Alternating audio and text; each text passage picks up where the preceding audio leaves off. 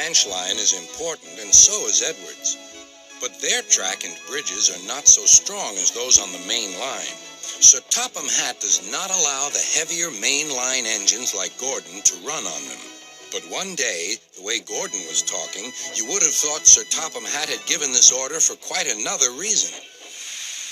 "It's not fair," grumbled Gordon. "What isn't fair?" asked Edward. "Letting branch line diesels pull main line trains."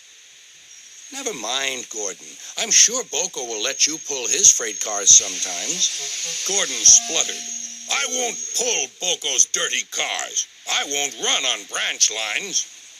"Why not? It would be a nice change." "Sir Topham Hatt would never approve," huffed Gordon. "Branch lines are vulgar." Gordon puffed away. Edward chuckled and followed him to the station.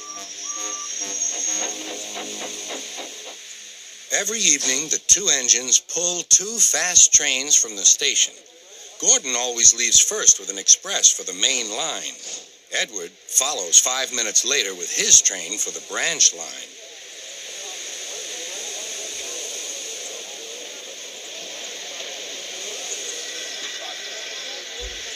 Usually, everything runs like clockwork, but tonight there was trouble. A lady in a green floppy hat was saying goodbye to a friend. It was nearly time for Gordon to start. The fireman looked back towards the conductor's van and saw something green waving. "Right away, mate." He thought the conductor had waved his flag. Gordon started, leaving luggage, his passengers, and the conductor all standing on the platform. Everyone was very surprised and cross.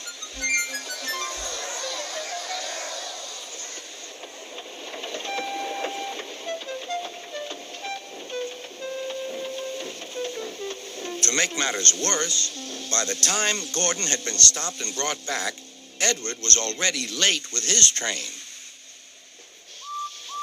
So now he set off first. But the signalman at the junction wasn't told about the change. By mistake, he sent Edward along the main line. Gordon was sent along the branch and arrived cold and cross on one of the sidings near the harbor.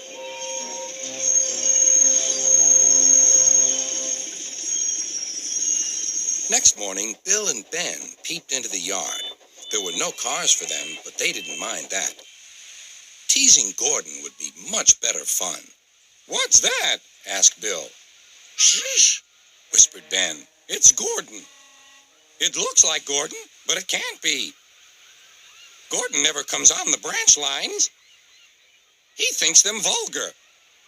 Gordon pretended he hadn't heard them.